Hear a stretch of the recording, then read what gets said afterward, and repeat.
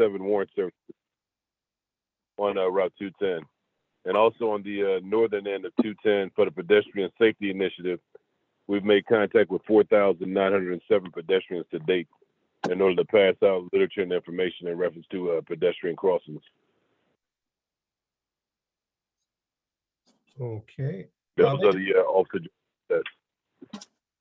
Major Mitchell, can you give us that collective citation number again? I'm sorry, I didn't get that down.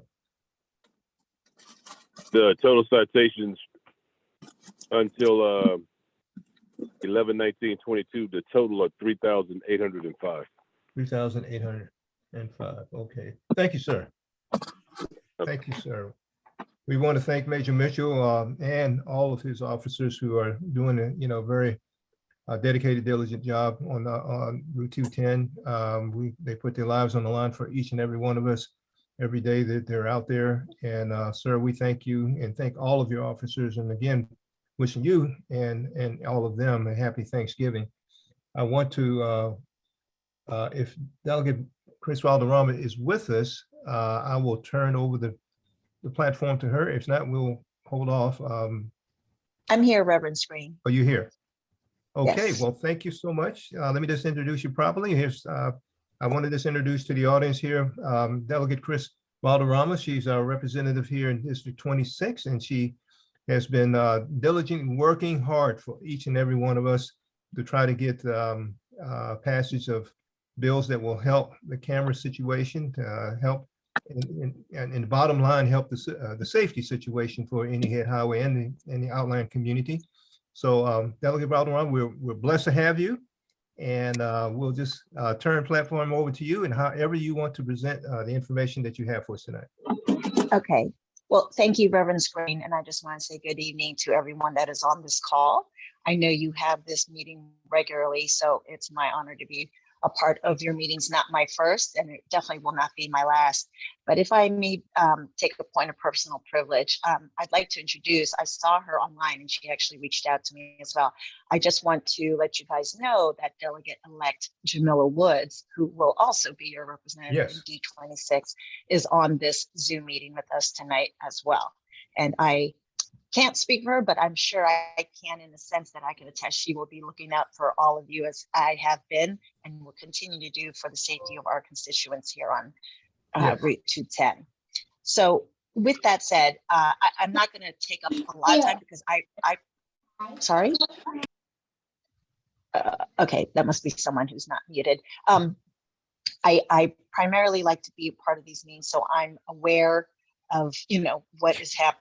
I know you guys do a great job of outreach to me. Like I said, at the 210 ribbon cutting for the overpass, I am here for you. So I am your representative. You come to me with these issues. I am well aware of what the problems are. So I just wanted to cover several points because we were talking about legislation. I mentioned that the ribbon cutting, that legislation will need to be reintroduced because of lost cameras, because of the construction and the zoning that has taken place. So first, I just want to mention that, and this is, I know I sound like a broken record and I don't mean to, but it is worth mentioning every time I speak regarding 210. Speed cameras in Annapolis, and I'm speaking for Annapolis because I only represent in Annapolis, are very, very unpopular within the General Assembly. But we have been able, as Reverend Screen, Ron Weiss, and Cynthia know, and everyone with IHAC, SHA, and Prince George's Law Enforcement, and the troopers, that we've been able to get some on 210, unlike attempts by others in other jurisdictions to get them on particular roads. So I have, in this year, we are going to introduce in this upcoming session legislation, one that makes permanent the existing speed camera bills, and it would ask for additional speed cameras to replace those that were lost because of the construction zone that I just mentioned. The bill asks for a total of 10 portable speed cameras and asks for the elimination of the sunset provision. Now, while it may sound like common sense to all of us on this call, I am here to tell you it is not. And because there's a sunset provision, and for those who were with me when I presented this, how many years ago, that was a big key in getting the legislation passed. And those of you who are familiar with Annapolis knows that sunsets are very popular in making sure that we remove sunsets. If I am not making sense, please interrupt. I'm happy to explain. So with that said, the goal at the time was to, what we're doing now, make it permanent, but we had to at least get our foot in the door with regards to, making this legislation acceptable to those throughout the state, throughout the other jurisdictions with my colleagues who need to support this bill. Second, the second bill for this upcoming session would ask for enhanced speed camera fines, which has been a big issue. We've tried to do it in the past, and not that it was not amenable. It's just that in the interest of time, the legislation I had submitted, we were trying to replicate what District of Columbia was doing, but in that process, bill drafting inadvertently took language from a part of the section that was incorrect. I think it had to do with special events or some sort. So I just mentioned that to remind people that it's not because it wasn't, it's not that, I mean, every fight, every step is a fight, but I'm just mentioning that it was just due to drafting issues. Along that line, and forgive me, I'm referring to my notes here, so I don't forget anything. The legislation that I just mentioned, asking for enhanced speed camera fines, is likely to create, and as I said this before, backlash, but it does have widespread support from area community organizations, including us here on this call. So I've been asked repeatedly, and I'm happy to repeat, as always, what needs to be done, because me, myself, and of course, Delegate-elect Jamila Woods, who's on this call, she will be joining with me and, pushing forth efforts to enhance safety measures on 210, as will Senator Muse and Delegate Turner. With that said, we cannot do it on our own. I'm happy to push for the fight, as I have been the last 5-7 years. But what I'm asking everyone on this call now is that I need you to show up at local bill hearings in January. So I don't know if it will be in person, so I can't answer that. I know our chairman, Nick Charles, did say it will be in January, sometime closer to the beginning of session rather than in the past, where we have been holding them anywhere from October through December. So not everyone has to, I mean, if you come in force and just show the numbers, that in of itself speaks words, speaks actions. Not everyone has to speak, but if different various community organizations, if everyone has submitted written support of the legislation, and then have a representative to present, to introduce, and then, maybe one or two advocates would speak on behalf of the organization, that is very helpful. Let's see, there's also one thing I want to point out is that in our Prince George's delegation, or not just the delegation, but in the assembly in its entirety, we have many new members that are coming in.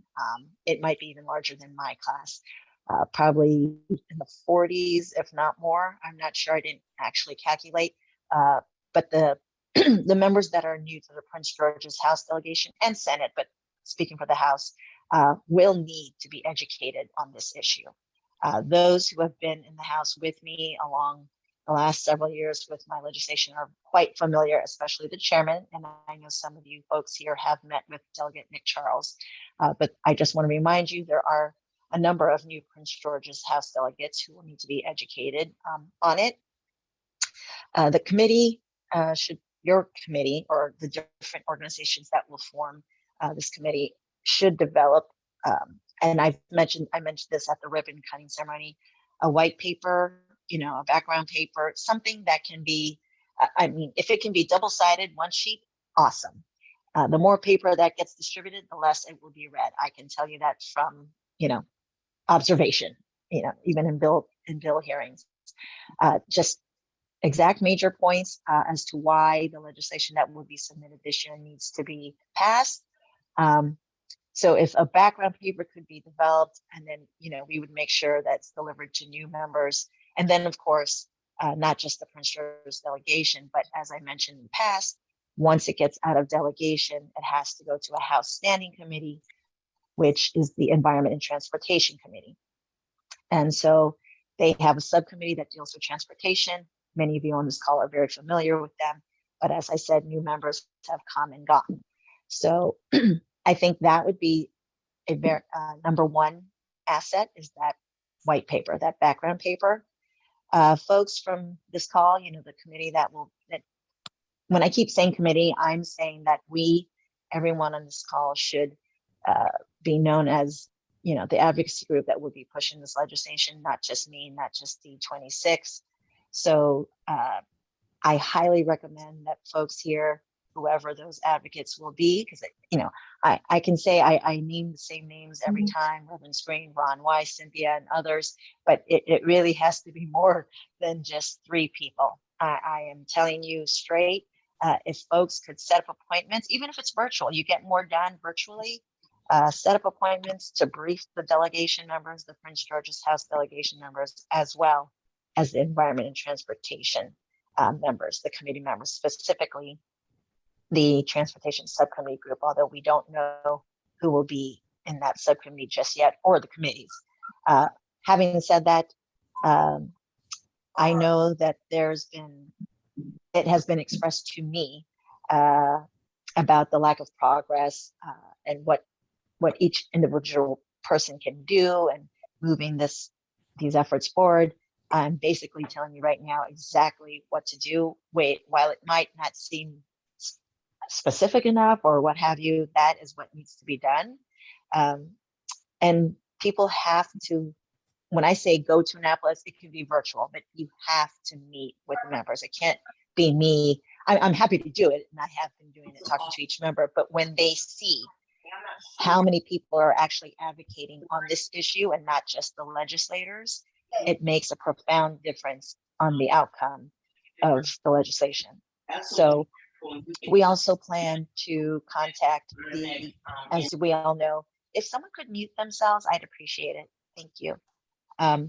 There's also, the last point I'll make is that, as we all know, we have a new governor-elect, and we are planning, myself as well, and I say to all of you here, we're going to be in contact with the governor's transition team.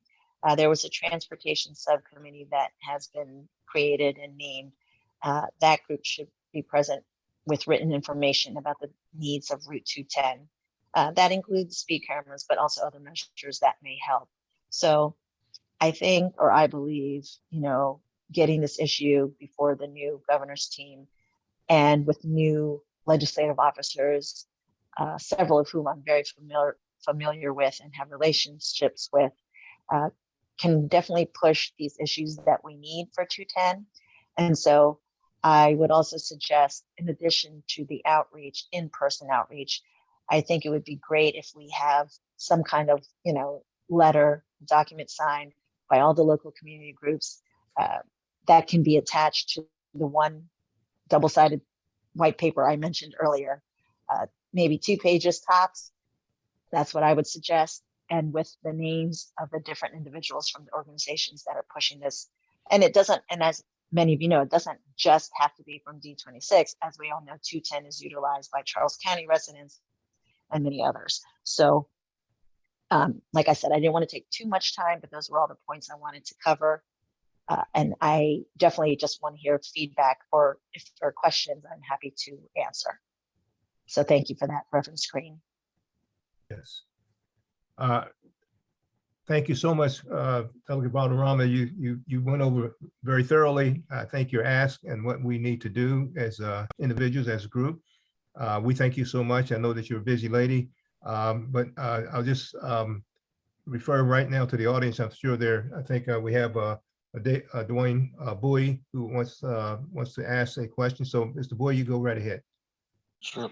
Thank you, Delegate Valderrama, for your support and service. Just two quick questions. You mentioned that your colleagues in the General Assembly are against speed cameras. Do they offer any solutions, for our situation here in 210 with the many deaths, et cetera? What do they recommend, solutions? And then secondly, you mentioned the sunset. They're more in favor of sunset. What are the terms of that sunset? 2 years, 4 years? Those are my questions. Thank you. Okay, so thank you for that, Mr. Bowie. So your first question, you asked, those who are again, honestly, and I know it's not anything elaborate, the pushback that I get from speed cameras, no suggestions were made. Quite honestly, that's just my personal experience. But because we have, or in several years ago, when we pushed the first piece of legislation for cameras, because it has been pushed through and is in existence now, I will tell you what I didn't mention earlier is that there are other jurisdictions within the county that have gotten cameras move forward. So the only reason I didn't mention is because I just don't want to put out there any kind of notion that because it exists in other areas now, that it's that easy, because it's not. And I would say most of the opposition, not all of it, but a good number, sometimes is from the rural, more conservative areas of our state. I know I'm only asking for a particular location in our county, but as we all know here, that legislation has to be supported by the entire assembly. So, getting it out. What I also didn't mention, and there may be folks here who are not familiar, when I first got the first bill out, I had members from the Prince George's delegation who weren't not in support. So, despite the evidence, all the evidence, including the tragedies that have happened, who were not in support. I won't name names, but when I tried to push forth another bill, I think it was a year ago or two within this last term, I found out, because it's all about relationships, that there were some folks on that subcommittee that I mentioned earlier that were trying to kill it. That's just how it is in Annapolis. It is, because everyone has their priorities on what they feel is a priority in their eyes and what needs to move forward. So that's your first answer, Mr. Bowie. Your second question regarding sunsets was it depends on on the number. It's all about negotiation when it comes to the bills and bill drafting in the committee, because once it gets in the hands, and this is being proactive and positive, should we get our legislation through the Prince George's House delegation and to the standing committee and to the subcommittee of that standing committee, it becomes the property of the subcommittee. It's no longer my possession.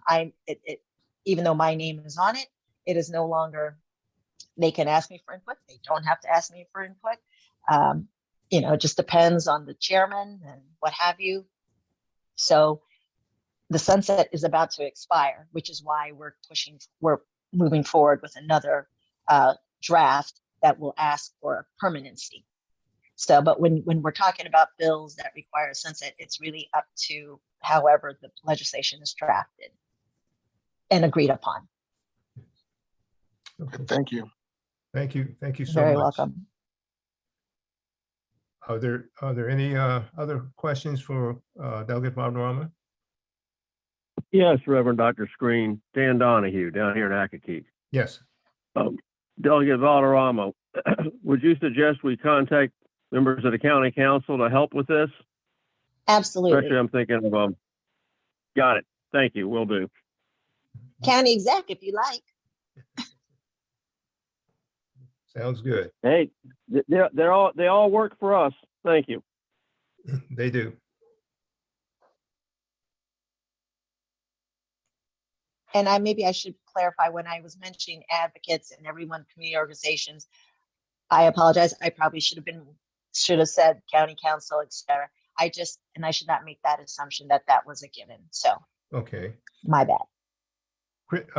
Delegate Valderrama, can you elaborate a little bit more on the white paper that you mentioned a little earlier that needs to be composed, the white paper? So sure. So Okay, sorry, I can hear a lot of background. What I'm saying, I'm sorry, I feel like I'm competing with a newscast or something. Okay, so the white paper, I basically it was more so to give out to the legislators, especially the subcommittee members and the committee members, the why, the reason why we need it. You know, if you want to put statistics on there, you know, of the tragedies that have happened, the big points of why we need this measure. Okay. Why a sunset is not enough. Why, you know, although, you know, one would think that with the deaths, you know, one is too many already, but with, you know, and then the recent deaths of the construction worker on 210 just recently, examples like that Okay. are very, very compelling. Okay, got it. And I hope everyone understood that. I think we have another question from Ms. Sandra Hall. Ms. Sandra? Yes, hi, Delegate. Thank you so much for attending. Had a question as far as the participation at the in Annapolis. How does that look? You know, as far as, is it going to be? I know you mentioned it may be on Zoom. You may need people in person, but would you give us as much notice as possible so that Absolutely. show the numbers and come out in force? Absolutely. So what I was mentioning earlier as well is that I don't have the exact date just yet, but I know it will be in January, close to the start of session, per Chairman Nick Charles of the delegation, that whether it's in person or virtual, I will need people to testify for that. And if any of you, I know I'm seeing some faces on here who have been to our public hearings, are very well aware that it can be very long and drawn out. So you only get about a minute or so to speak on the issue. So what I'm saying is, if you could just, you know, whoever's going to be the advocate at the local bill hearings, whether it's virtual or in person, emphasize how many people are actually supportive of this measure. And then when we get to Annapolis, whether it's virtual or in person, because I have no idea, we're still in cold and flu season. I don't know what Speaker Jones and Senate President Ferguson are going to decide. That also, you will have advance notice. My office, we will let you know when that hearing will take place, etc. Okay, Thank you. okay. Very welcome. Thank you so much. With Delegate Valderrama, I want to thank you for your time, for the energy you've put into this. You've really been, I think, very thorough in what we need to do, what you have been doing and what you are up against. And so it makes the picture clearer for, I think, all of us, that we still have a mountain to climb, but we're going to take this mountain climb one step at a time. And we need to do our due diligence in making every step that we get a little higher to make sure we carry enough of the body of advocates and those concerned citizens with us to make our point clear to the General Assembly, those that need to see us in number and are concerned as well. So I want to thank you so much for taking your time. Again, you know, our invitation is always open to you, you know, for future meetings. And I'm sure you probably have some updates that, you know, along the way. But in the meantime, unless there's something else that you would like to, you know, inform us of, I just want to thank you for all of what you've given us tonight. It's been a wealth of information. It's something we can take to heart, something now we know, have our marching orders of knowing what we need to do.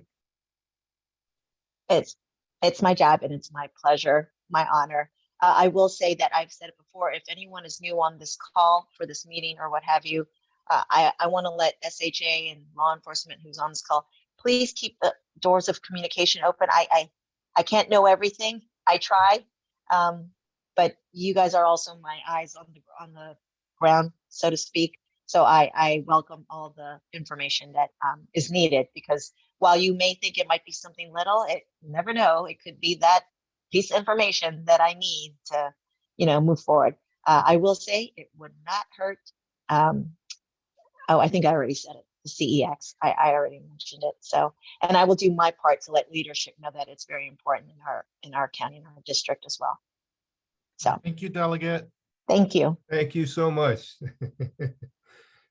Delegate Chris Valderrama, we want to thank her, and I thank all of you for receiving her in the wellness of which she has come. God bless you, and we pray you have a wonderful Thanksgiving, and bless you and family. Amen. All of you as well. Thank you. Okay. I think I would be remiss if we also have Delegate Jamila Woods on. I know this is not part of our usual presentation, but I would like for you, Ms. Woods, if you have some words also to extend in this area, please give us, we want to give you the opportunity to have some words to say as well. Thank you, thank you, thank you, and good evening, everyone. I really don't have much to add. I think the Delegate Valderrama has been extremely thorough, and I would like to add that I will be supporting her efforts 150%. I look forward to working with her, as well as I look forward to working with each one of you ongoing, and hope that we can, with your help, as Delegate Valderrama made very, very clear, with your help, that we can assure that we improve the safety of 210 and transportation in this district and in the state of Maryland. Thank you so much for the opportunity. Thank you so much. Thank you very much. And as we have just extended to Delegate Valderrama, we want for you to also and family to have a wonderful, wonderful Thanksgiving. Thank you, and you all also. Okay. I want to move on ahead. I know that I don't know how the time will be for Delegate Valderrama for our open time for discussion, but I did want to make sure that we had two more presenters, each one kind of adding to the flavor of tonight's meeting.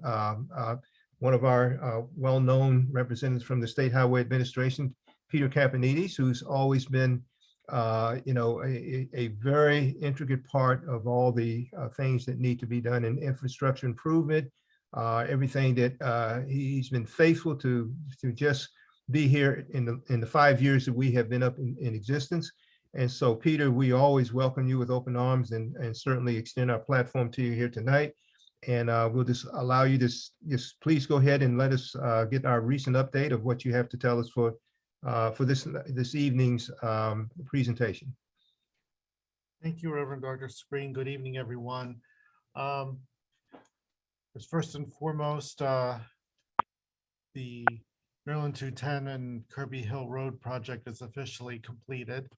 Amen. That's a welcome relief. Now it's getting on to the second project, which that's in the works, and we hope that gets going on pretty soon. I got a question from Ron already about the speed cameras. If we can, yes, I can do the volume. Is that better? All right. So we will do to answer Ron, we will do what we have been doing as far as our involvement with the speed cameras. Whatever we had done the previous time, back in 2019, we can be that partner again in that capacity. We are well, I know there's going to be a new administration, so the policies will likely differ from the current administration. So we'll see what level of involvement we are, able to provide during this session for that. So I know there's a couple of items that that have been raised in previous meetings. The issue of the lighting. I want to get into a little bit of the weeds about that. Sometimes when government officials say that we have resource issues, it doesn't necessarily equal to funding as much as it does manpower. So right now we have one contractor assigned to each county in our district. Our district maintains Montgomery and Prince George's County. So Montgomery has one contractor and Prince George's has one contractor. And it's been a mammoth and painstaking task to get to maintain the lighting. And with getting that new funding from the federal government online, that is going to help substantially in terms of determining where we can perform our normal maintenance versus having to do total replacements of systems. In this particular case, along Maryland 210, our lighting supervisor is aware of the lighting, and he has established a schedule for the contractor. We're anticipating sometime in December to address the Maryland 210 items, but it seems like the more the contractor gets into the weeds on his current projects, the more it gets pushed back. So it isn't just a matter of replacing the bulbs, it's also having to address conduit that may be damaged and that needs to be replaced. I know that it may come across as me making excuses. I don't want to make any excuses. I know you've been incredibly patient with me and with us, and I thank you for that. But I know your patience has probably reached its limits. So I wanted to come out and let you know. I went out there. I just came back from Maryland 210 to see what the lay of the land was with the lighting, and fortunately, we haven't had much movement with it. So I am aware, and I'm going to get an update from the lighting supervisor on where he and his contractor are on this. I am kind of pleased to see that the flex posts that have been installed along the shoulders are having the intended effect. I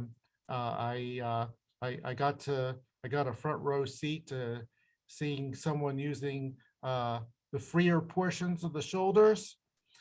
And so we have work there to do, and that is on our, and that is, we are aware of it, and we're likely going to issue additional work orders to get additional flex posts installed at those particular locations. I saw where I was at the time was somewhere between Old Fort Road North and Fort Washington Road. It's just amazing to me. So so that's kind of where we are at this point. I am kind of pleased to see how, well, this is my own opinion. Others' opinions may differ. The bridge on Kirby Hill Road, Livingston Road, the pavement markings appear to be much clearer, so that the left turns have much better direction than they had prior to the final pavement markings being installed. We're going to be continuing to monitor that. I know some of you have raised concerns about I hesitate to mention this. I hesitate to mention a lot, but in this particular case, the bike lane, that's around the Kirby Hill Road interchange that was implemented. It kind of ties in with the request to look at the 45-mile-per-hour speed limit. We're going to need to have a conversation with our Office of Planning, because currently they do have a longer-term project that is associated indirectly with the next interchange project that we're looking to plan and design at Palmer Road and then at Old Fort Road North. Those are so we are looking at both of those locations. But getting back to that, what's tied there is a project that's tied into this, looking at bike lanes north and south along not so much along 210, but that would be adjacent to 210. The intent is to not have bikers on the using the shoulders along 210. But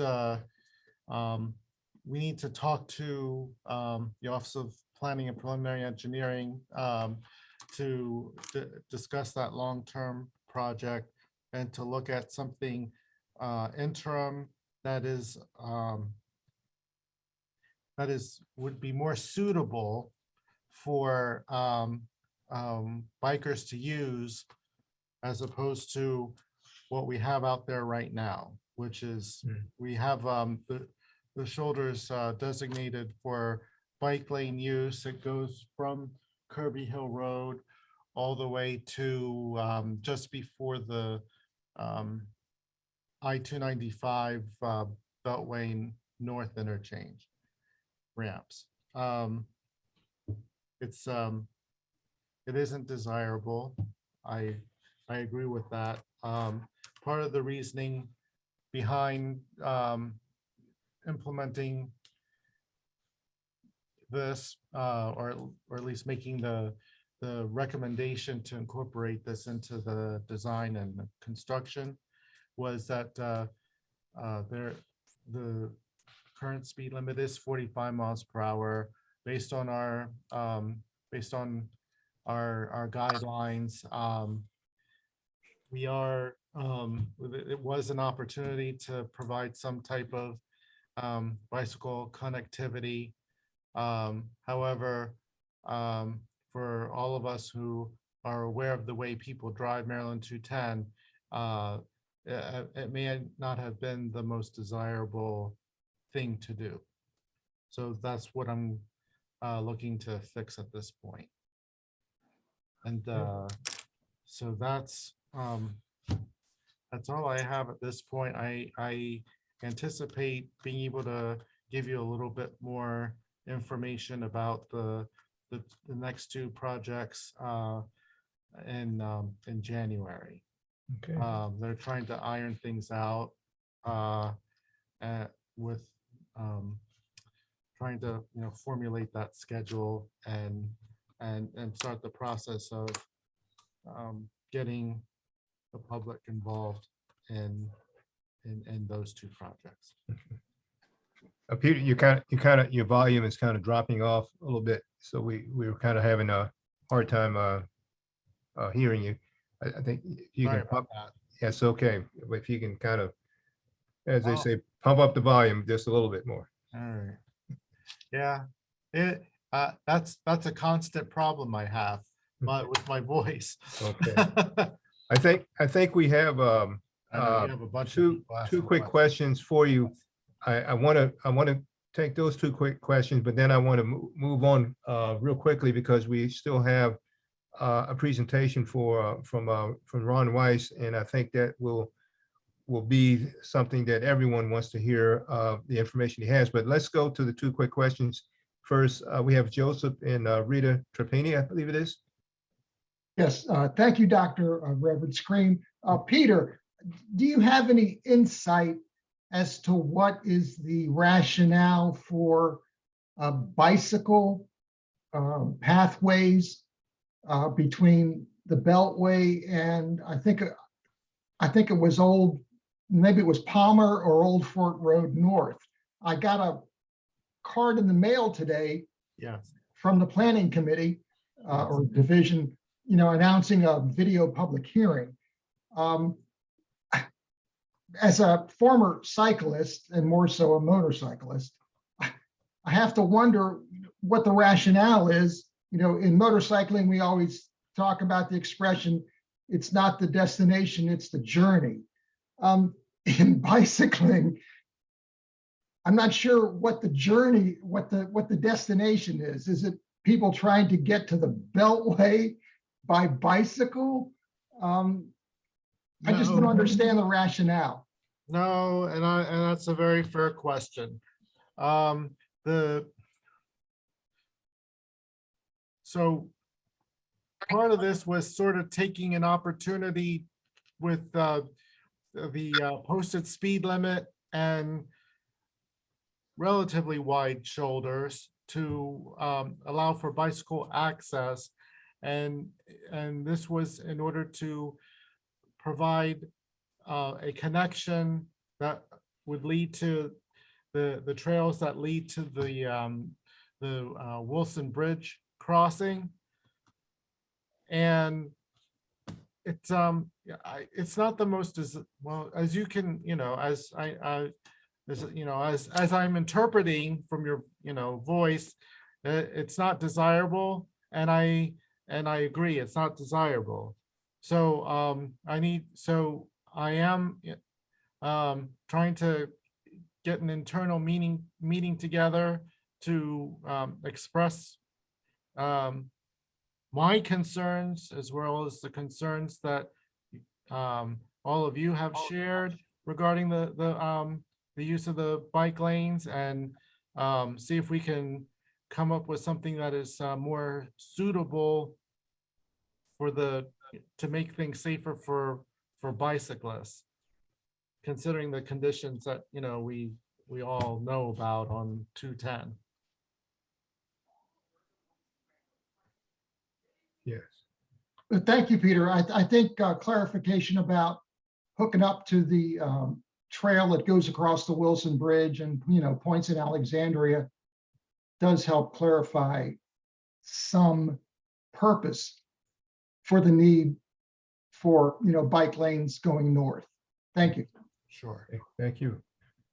We have, thank you for that question. I want to go directly to Mr. Dwayne Bowie, and then I want to read something from a Denise C. and concern that she has to you, Peter, but also we'll move on after that reading. But let's go to Mr. Dwayne Bowie, and Mr. Bowie, you may present your questions now. Sure. Hopefully mine's an easy question. Do you know when they'll pull up that pole that's laying on 210 and Palmer Road that's been laying there for a while? Is there an ETA on that being removed? The current schedule is I'm anticipating sometime next month. The lighting contractor that we have has been bogged down with a lot of priority locations. They are aware of it, and I know many of you have raised that question, and rightfully so. My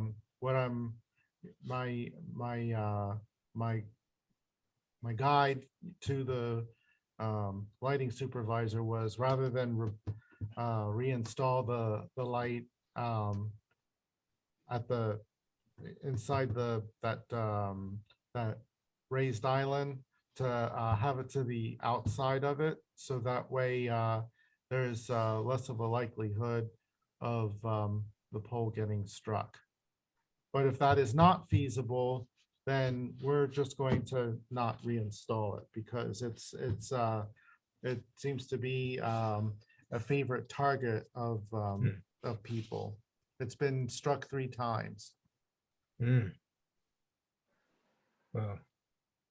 Thank you. Sure. Okay. Thank you. Thank you so much for that question. I didn't realize it. I know it's been down for a while, but I didn't realize that many times it had been struck to bring it down. I want to read this quick question, comment, Peter, from Ms. Denise C. She says, consider putting flex poles on the shoulder going south on 210 shortly before the first light at Livingston Road. Also, after exiting the Beltway, exit 3 south and going through the light onto Route 210, the lane markings need to be repainted. They are very faded, and she's actually has written to me about this before, but I wanted to make sure that you were aware of that concern. And I want to thank Mr. Nisi for bringing that to all of our concerns. Thank you. To address that. Who would we talk to for law enforcement? Because that is seem to be a new lane that people are using during rush hour traffic.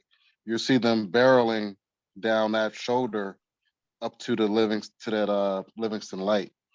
They're barreling at every shoulder Yeah, that's along true. Maryland You're 210, right. unfortunately. And I wish I was exaggerating, but I've known you all long enough to know that you're not. yes, And I saw it firsthand. yes, So we'll, we're gonna button it up. yes. And if I just make a comment, I want to thank you for what you have done, Peter. It is taking some time to kind of get the awareness of, I just feel, well, it's telling, I put it this way, when you go down 210 coming off the Beltway, one of the first things you see is flex poles on either side. And it just becomes telling of what's going on in this area, that we have to have this in order to be safe from that type of, that type of reckless driving. When I have motorists behaving. Yeah, and it's just what it is. But Peter, we want to thank you so much for your presentation, and we want to thank the audience for the questions that have come to you on their concerns. I want to be complete tonight in terms of information that we have regarding the speed cameras.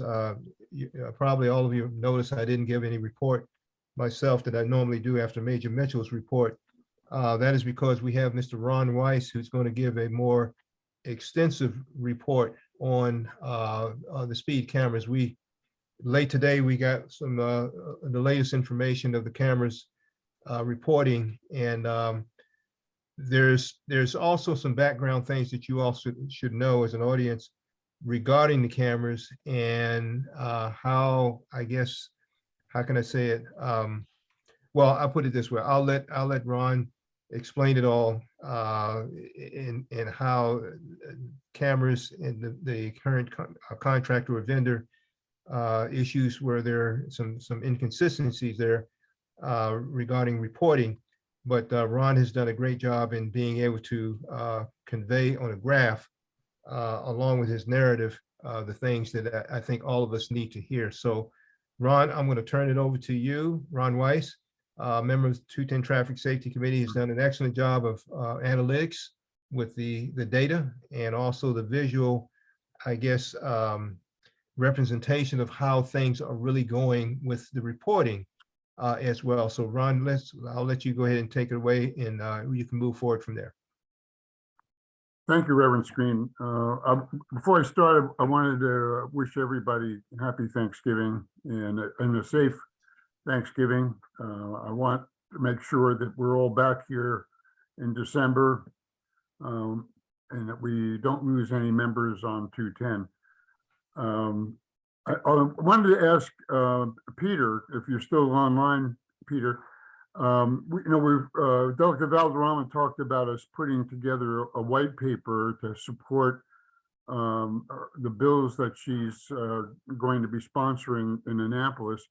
I wonder if a similar, either the same or a similar white paper would help with the new Department of Transportation administration in telling them why we would benefit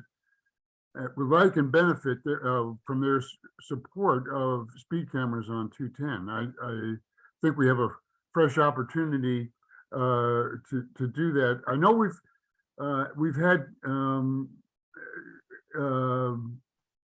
kind of neutral support in the past, and that's with statistics and that kind of thing, but not leaning over toward advocacy from MDOT or SHA. And I think it's a chance to try and change that for the better of people living down here. That who would know better on the problems and issues and advantages of traffic enforcement on 210 than the Department of Transportation and State Highway Administration. If they don't understand why we need speed cameras. It's hard to believe that we can get legislators to support us, you know? That's just my feeling. I think we need their support. And we'll work toward earning their support if you can think that'd be helpful. I'll think through that. Okay. I'll get back to you. Okay, I know you will. Okay, yeah, I just, That's fine. just- He's your man, everyone, just so that you know, he is your man, as well as Reverend Screen. I mean, if there's anyone who's been through the washer and dryer, it's Ron. well, we're all in this together, Peter. we You are, know, we all put our lives at risk on 210, and we all need to work together to make it safer for everybody. That's why we've been doing this for 5 years, Yes, and why you've been with us for 5 years. yes. So anyway, if you could put the slides up on the screen, Reverend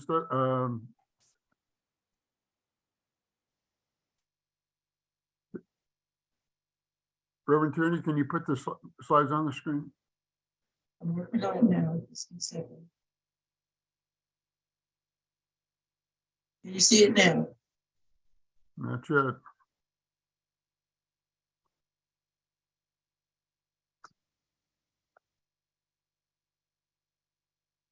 Can you see it now? It looks like it's out. Here we are. Okay, There we go. good. All right, so I just I had this briefing cooking along for some time, and I just updated it this afternoon with more recent information, and now we have 7 months of data from Captain Jason Smith at the Automated Enforcement Division of our police. And he has provided us, he's stepping in to fill a gap in the contract, apparently, that we have with the speed camera vendor to provide the kind of data that we need to support the fact that the speed cameras are effective on 210. And so he's doing a lot of data crunching to fill that gap. And I'm summarizing what Captain Smith's providing us here. We now have his data from April through October of this year. And so what I want you to gather from this slide mainly is that most people, a vast majority of people, are not egregious speeders. They may be speeding, but they're not subject to a $40 fine because they're driving less than 65 miles an hour in a 55-mile-an-hour speed zone. So, we'd all rather than drive 55 like the law asks them to, but at least they're not egregious speeders. They're not getting subject to a $40 ticket. And the other things I'd like you to take away from this is that because of the limitations of the current speed camera program, and Captain Smith has been working for months trying to figure out why we're having this problem, but less than half of the events that should get citations are being cited by the speed camera program. And for these 7 months, only 41% of people who should get citations are getting citations. We don't know exactly why that is. I have my suspicions, but I don't have any hard data to back it up. And I must say that all I'm dealing with is several layers away from what actually is going on. Now, The data that I'm presenting here has gone through multiple processes and people to get to me, and I'm trying to make sense of it so that we can do something with it. But you know, for those 7 months, 633 people going 90 miles an hour or more were not cited. You know, those are the people that we need to cite. We're not citing them. And over 12,000 people of doing 65 miles an hour or more are not being cited. As a result of that, the speed camera program for these 7 months has lost over $500,000. And when you look at the county budget documents at the budget portal, there's a lot of words in there that talk about how the speed camera program has financial and management issues. They kind of weasel word it and obscure exactly what they're meaning, but based on what I know from the data we're getting from Captain Smith, that they're darn right they have financial and management issues. We can see that right now. And the bottom line is that this is the time right now, this month, this year, by the end of this year, we need to fix this, or at least get our handle on what's going on and understand how we're going to change it for the next contract, which there's a contract renewal period in February of next year. And we've already gone through one contract renewal knowing that there's a problem, and we've renewed the contract anyway, and the problem hasn't been fixed. Okay, can I have the next slide, please? Okay, so this is just shows you the kind of data that summarizes the data that we're getting from Captain Smith. It shows you the percent of the cameras record your speed. The problem is the data that we're getting from the cameras either doesn't allow for a citation or for person. It's either a camera or it's a person. I'm not sure which, but the cameras, as best we can tell, track your speed regardless of what speed you're going.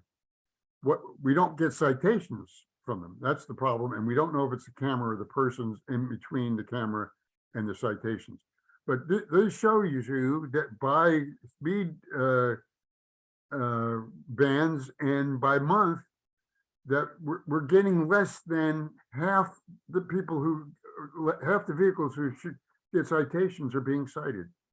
And it gets worse as the speed goes up, and if over 89 miles an hour, no citations are being issued. And for these 7 months, 633 vehicles were not cited going 90 miles an hour or more. It's just not doing the job we need it to do. We need to get those egregious, reckless speeders off the road, and we're not. The speed cameras, the way they're working now, isn't doing the job. Okay, can I have the next slide? So I talked about the budget documents, and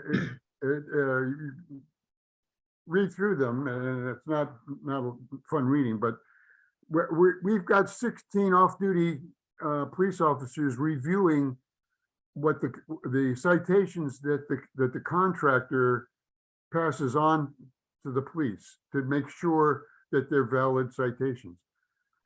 Now, the police officers have to get the citations from the contractor to validate them. And I don't know for sure whether it's the police officers who are turning these down or the contractor.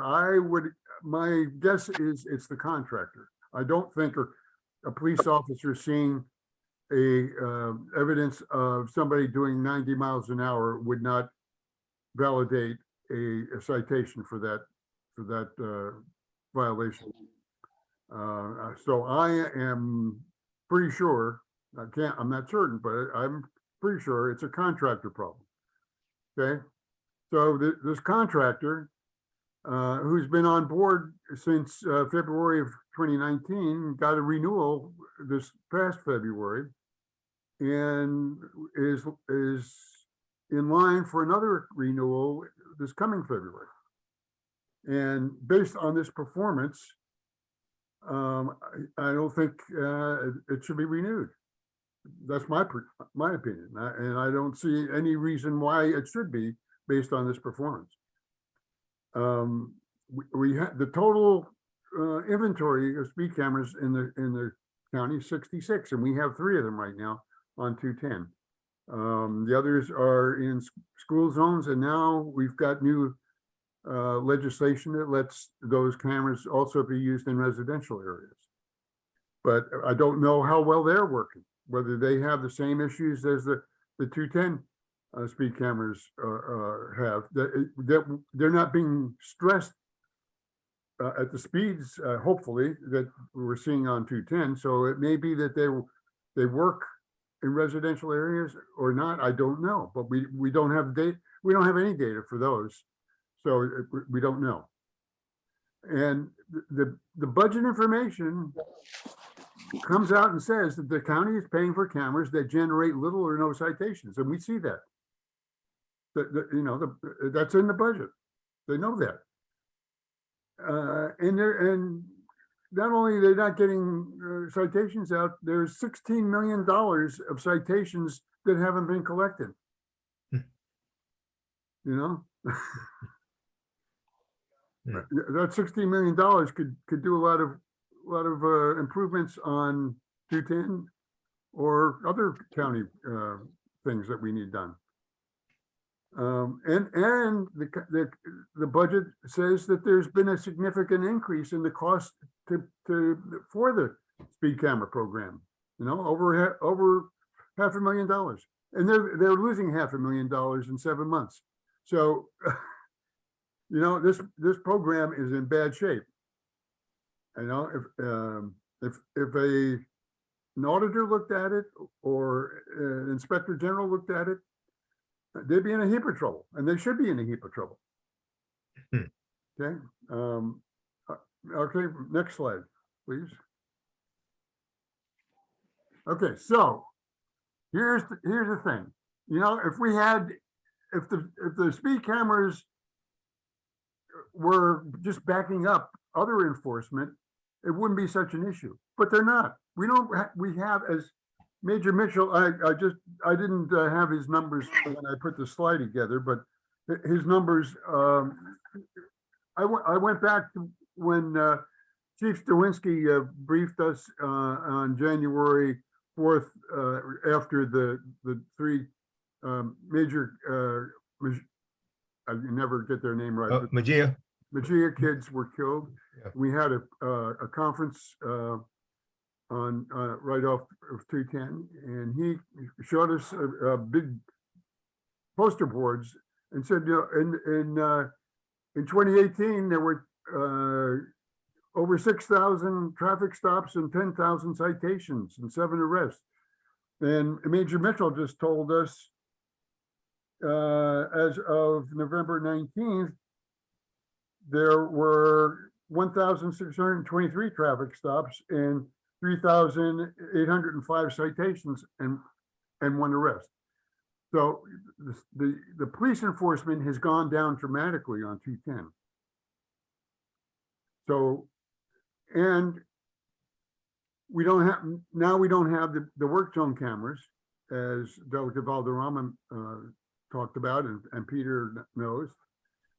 And we don't have Maryland State Police enforcement in Prince George's County on 210, even though they drive down 210 through Prince George's County to Charles County and do enforcement down there. And they drive back up and don't do enforcement in Prince George's County. We sure could use their help. So we don't have officer enforcement. Our speed cameras are not working to get the worst speeders cited. And as we mentioned before, it doesn't matter how if they did get cited, they'd get a $40 fine, just like somebody doing 66 miles an hour on there. It doesn't matter how fast you go. Right now, the way the law reads, it's a $40 fine. And people who do 90 miles an hour, 100 miles an hour, 168 miles an hour on 210, they're doing it on purpose. Obviously, they want to do that. They want to speed there, and we're giving them a $40 fine, and they don't care. So we're looking to change that. And as Delegate Valderrama said, we're working, or she's working to help us extend the sunset clause or eliminate it completely, which would be the best for us. We know from lots of experience in other areas and in the work zone cameras from State Highway that speed cameras save lives. They slow traffic down, but they'll only do that if they work, and we have a problem there. And so the bottom line is we need to fix this problem. We need to get our handles around this, and we need to get the contract and the contractor fixed before February. And that's all I have. Thank you. Ron, we want to thank you for that thorough reporting. I hope everyone was listening very attentively. I do have one question from Mr. Jones. Before I get to Mr. Jones, I'd just like to emphasize something that you brought out very clearly. For the month of October, for people going 100 miles per hour plus, there were 46 people that were recorded going 100 miles per hour plus in the month of October between the three cameras. Not a single one of them got a citation. Not a single one of them. And you can go back month after month after month. 23 in September, 100 plus. 19 in August, 100 plus. 33 in July, 100 plus. You go on and on and on and on. Not a single one of them got a citation. So I want to go first of all to Brother Herb Jones. He's had his hand up for a while. So Brother Jones, you go ahead and ask your question, sir. Sure. Good evening, and thank you again, Reverend Screen, and to the residents on the call. I'm also want to take opportunity to thank Ron for this in-depth analysis. And Ron, the Titania North Area Civic Association stands ready to work with you in any way in Reverend Screen possible to address this issue. So please let us know what you need us to do. This is just unbelievable to hear that we have non-functioning cameras and contractors that are not adhering to the contractual obligations. And we definitely, as you said, in Reverend Screen, have to get our arms around this immediately. So let us know what our marching orders are, and we will follow. Thank you. Thank you so much, sir. Thank you. Are there any other questions? I'm sure that was the only hand that I saw up. Are there any other questions regarding Ron's report or anything else that was reported? I see her. Did you have another question? I still have your. Oh, I'm sorry. I called myself putting it down. My That's okay. apologies. That's quite all right. There we Quite go. all right. In short, in short, in summation, what Ron is saying is that the bulk of the people, I mean, it's like you go down 210 and you get a free pass. You go as fast as you want, you get a free pass. That's what's happening right now. 41%, only 41% of the people who are actually where the camera has actually cited their infraction, only 41% are getting a citation. And then I read off the numbers for those going 100 miles per hour. It doesn't start at 100 miles, it starts at 90 and above that are going these hyper speeds. They're not getting anything. And how do you renew the the contract under that type of performance? What's going on? And so we have a situation, as Ron has said, because of because the diminished number of officers that we have overall in the county, and as well here in the 7th district, we don't have the officers on the road to do the citing of citations. And now, with the cameras, the 3 that we have, we got a 41% efficiency rate. And then for those who are the hyper speeders, the ones going 168 and 162 and what have you, none of them are getting citations. And then they're showing that the cameras are not paying for themselves. That's the irony of that. They're saying the cameras are not paying for themselves. What is going on? Well, I'll leave that to all of you to kind of digest, but this is the state of affairs that we have here and on 210. When we have to have a situation where we have flex posts almost extending the entirety of Fort Washington on Anyhead 210 on both sides of the roadway in order to control the traffic off of the shoulders. Something is wrong. You look at, now you go down to Charles County, you won't see the first flex post. But then almost the entirety of Fort Washington has to have flex posts on both sides of the road. Why do people feel that they can ride the shoulders here? They don't do it other places.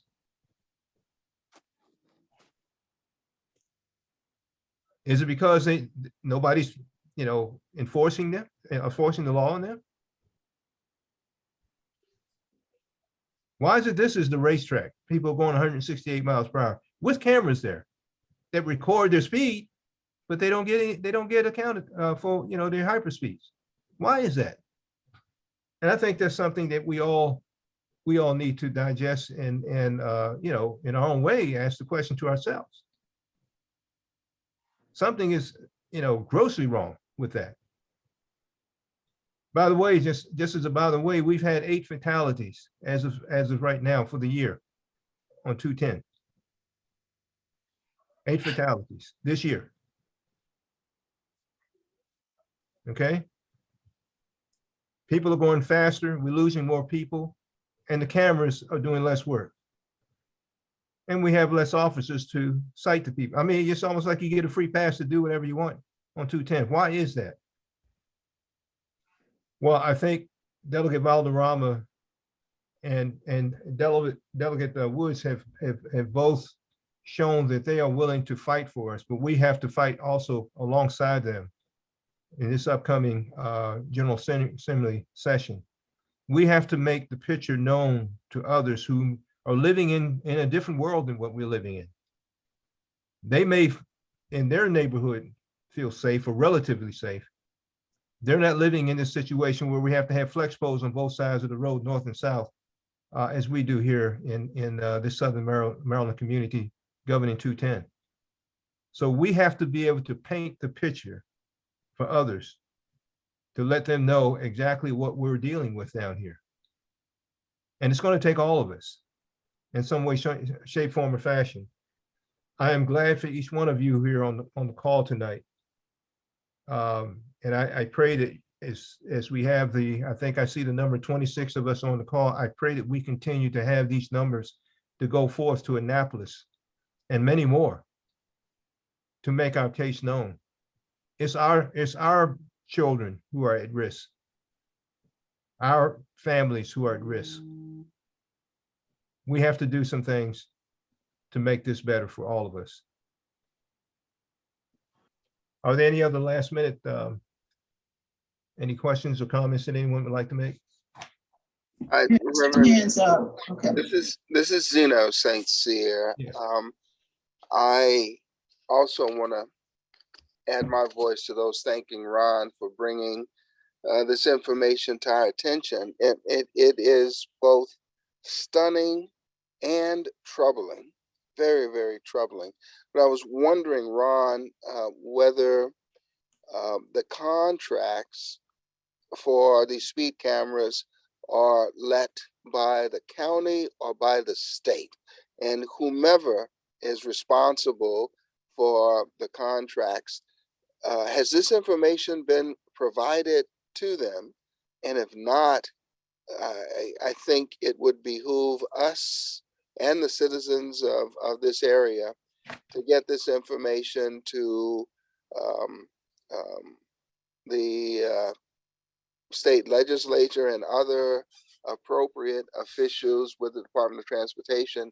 If it is a state matter, if it's a county matter, we need to immediately get this information to the county executive and the county council. Okay, well, I have provided a previous version of this to Council Member Burrows, and Delegate Valderrama has a copy of the briefing. Captain Smith in the police department has a copy of it. We've been making noises. You know, the problem is we need to get a meeting. We need to go face to face and have meetings with the right people in the county executive's office to explain this to them and get them on board. They know about the problem. They just it hasn't gotten hot enough for them to do something about it, in my opinion. And so we've been working our way up there and making more and more noise as the months go on. Yeah, I mean, given the information that you've uncovered and shared with us tonight, it would be absolute malfeasance, misappropriation of funds to renew this contract. So anything I can do to assist with trying to get a meeting with the appropriate folks, just let me know. I'm willing to assist with that. I just don't know whether it's going to be the state that issues this contract renewal or whether it's going to be the county. I believe it's a county contract. And if it's But I haven't seen we haven't seen the contract, so we don't know for sure what the contract reads. Yeah, and then if it's the county, I'll be happy to work with some folks on getting meetings with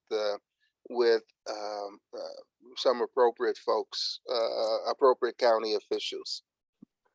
Great. We can use your help. Reverend Screen, this is Tamara Davis Brown, and for those who are on the call and new to the call, I'm also on the steering committee. So Zeno, you're right on point. We met last night on this issue, and I have a contact within the Office of Management and Budget in the county that I'm going to see if we can get a contract. But I made the exact same statement that you made last night, is that the contract's already been renewed, and it was renewed back in April. However, there may be some performance issues that could result in a breach of contract for lack of performance and fail for performance. So I'm looking, I have an email drafted. I have not sent it because I want to make sure it's worded properly to send to the contact in OMB. But it is a county contract. And so we'll see. And I'm also going to do a FOIA request, another one, to ask for a copy of the contract, so that we can make sure that we speak intelligently about the contractor and the issue in their performance, or rather their lack of performance of the contract. So I'll keep you apprised. Thank you, Tamara. Thank you so much. Thanks, Tamara. I think we have Dwayne Bowie has his hand up for a little while. Mr. Bowie, please, you can go ahead and ask your question. Sure, Ron, and one of your recommendations was to not renew the contract, at least the option period for February. Did you have any recommendations for the interim period, let's just say they do not renew, what options, will we have, or, now we would lose that 41% of working, 41 out of 100%, but do you have any recommendations after, if they do not renew? Because I'm sure, they don't have 3 months to compete anything going forward. Yeah, Dwayne, that's a problem. Honestly, I don't. I know there are other contractors out there, although I think, it's a real good question. I think other, like Montgomery County, they have speed camera contractor, and I think it's the same contractor. Yeah. Yes, it is. Why don't we hear that they have problems there? Maybe it's that they don't know they have problems, I or think that's maybe it's because the problems are only on a high-speed highway. I don't know. I know the city of Baltimore, they just put in 2 speed cameras on their Jones Falls Expressway, I-83. And they had a test period where they had like 180-mile-an-hour event occur there. So I've asked them to share their data, because they've already shared the data with a Baltimore TV station, and I'm trying to get a copy of it to see if, and I've asked them if that event that happened during their test period, when they were just trying it out, whether that they had photographic evidence to make that a citable event if it were happening now when they're in full operation. So I don't know whether it's just a problem with the technology or our contract. We've been told by Captain Smith that this contract was optimized for mobility. Apparently the contract, according to Captain Smith, emphasized the fact that we wanted mobile speed cameras. And so we got mobile speed cameras. Not very good mobile speed cameras, but we got mobile speed cameras. These speed cameras, unlike the ones that we had before we got this contract, these speed cameras have to individually get their data downloaded individually on a daily basis by somebody going to every camera and downloading the data.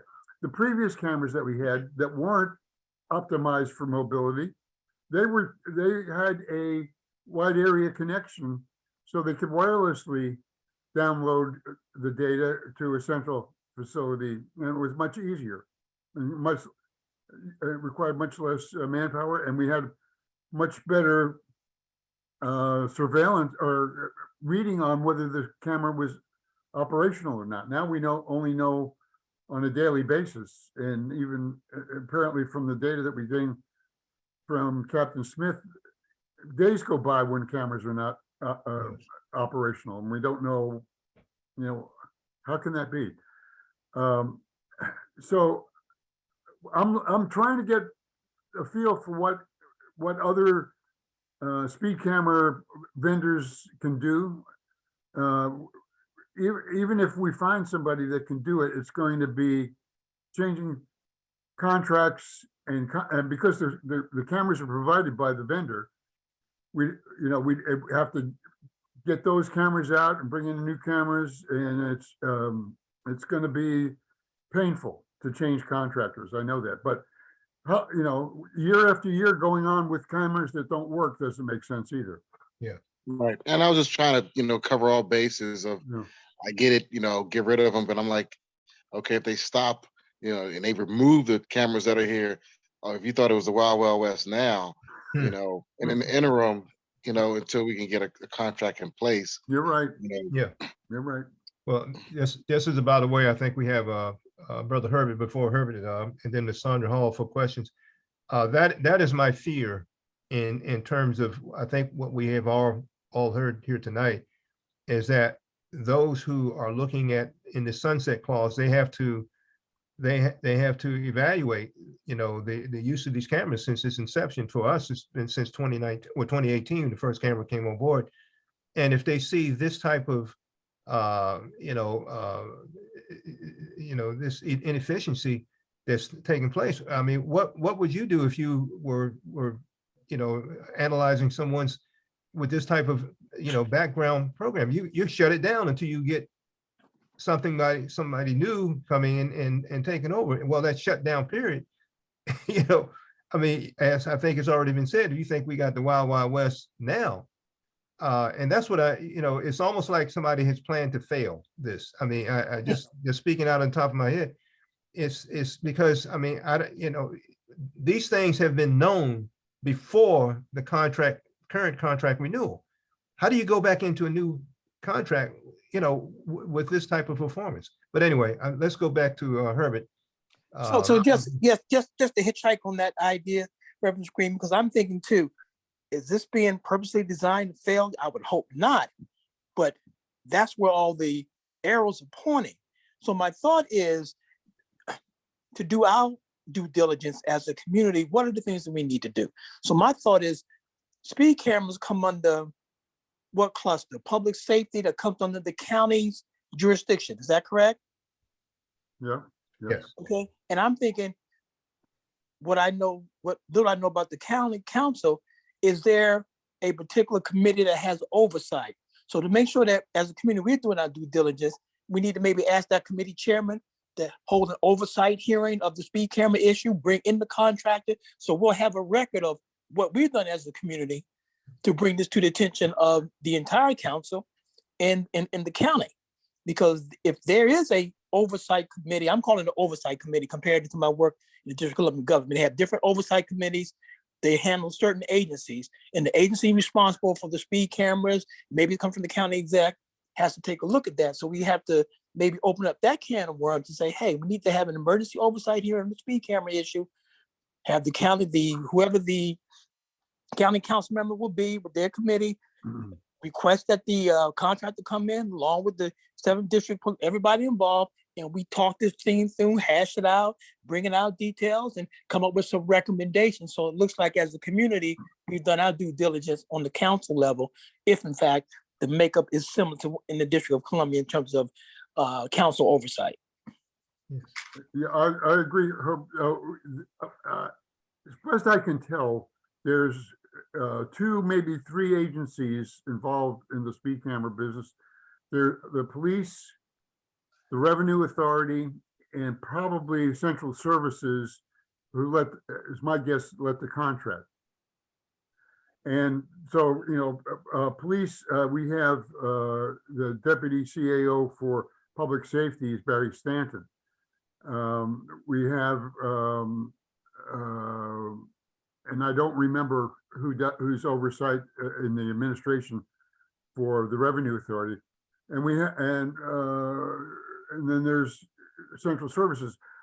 So there are individual council committees involved in oversight of those agencies, but to me it's a multi-agency issue. And right now, Council Member Ed Burrows is head of the Government Operations Committee. Okay. Government operation, that covers a large breadth. Okay. Yeah. So, but whether he maintains that position when in the next council, which starts early in December, I don't know, but he's aware of the issue. Okay, hey, just a real quick question. Is there a timeline on this, Reverend Screen and Ron? Is there a timeline? Is there 90 days we have to, maybe there's no timeline. I understand they renewed the contract. So there's no real timeline. We're not up against anything at this point? We don't know. We don't know. Yeah. Okay. Yeah, we don't know. Thank you. I think Ms. Sandra Hall had her hand up the last I saw. Ms. Sandra, if you may. No, just briefly, just to piggyback off of what Tamara said earlier, getting a copy of the contract is very important so that we'll know where we're going and how we're going to get to where we're going. Without that contract or that FOIA, Freedom of Information Act is gonna prove a little bit difficult, but I think we can still make it happen. So those are the first steps that we'll need so that we'll know who is responsible for who and what agencies are or have signed off on this contract. And of course, as she mentioned earlier, hold those accountable that should be held accountable, especially if the CO contracting officer signed off on this and not have not gone out to monitor this situation, because you need to monitor what the contractor is doing versus rubber stamping what they say they've done. Excellent point. Yes, excellent point. Well, I think we have, I think we've accomplished our mission here tonight in that we've had Delegate Valderrama and Delegate Woods to basically let us know the fight is somewhat in our hands. They're going to lead the charge, but they're going to need the Army behind them, and we are the Army behind them if we choose to be so. And the only way this can happen, we've got to give them the support that they need to fight this pitched battle.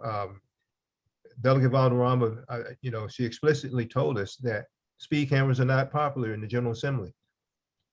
She had to fight people that she thought were on her side and found out along the way that they were not. There's a lot of reasons for that, but it's the reality of what she's dealing with. So I think we've got our marching orders. She said she's going to give us, the January date when she has it available, when we can go to Annapolis, we can make our case and number. And I think the numbers of our presence, whether it be Zoom or whether it be in person, it's just going to be critically important.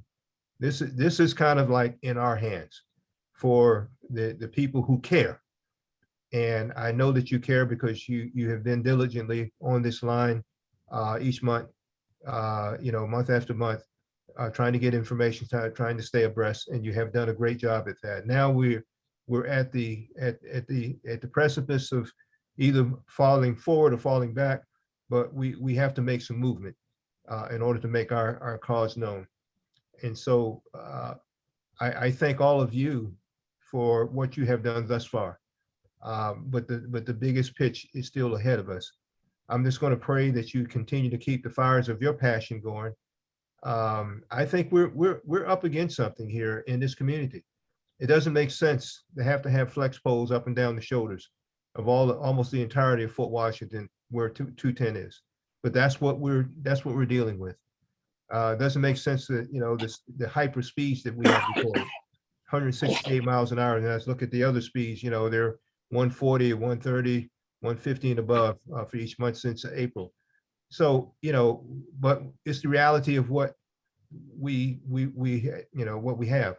So I'm just going to pray that, first of all, as we go into the next couple of days, Thanksgiving, and Thanksgiving, unfortunately, the holiday can be a very dangerous time on the road. We don't want that so here on Indian Highway any more than what it already has been. As I mentioned a little while ago, we've had 8 fatalities thus far. I think only 7 last year, so we still have another month to go. So I'm just going to pray that each of us, again, keep your passion high, keep your hope high, keep your due diligence high. Let us all, focus in on what is ahead of us. There may be a lot of people who have the same concerns. They're not on this line necessarily, but they still have the same passion and concerns as each one of us on this line. We may have to carry the fight on our shoulders. They may not know of this call, this monthly call to come together and to try to do the right thing for all of us. But I think it's a fight worth the effort. And for each life that we're able to save, each home we're able to continue to keep whole without losing someone, I think we can feel better about ourselves, and we certainly can feel better about our community. So I'm going to pray that each of us tonight on this line, your family members, your acquaintances, your neighbors, each of us be blessed this coming Thanksgiving. Be blessed as we go into this holiday season, and most of all, be safe in that blessing for you, your family, your loved ones. Let us continue this fight on. It is worthy. It's worth the effort.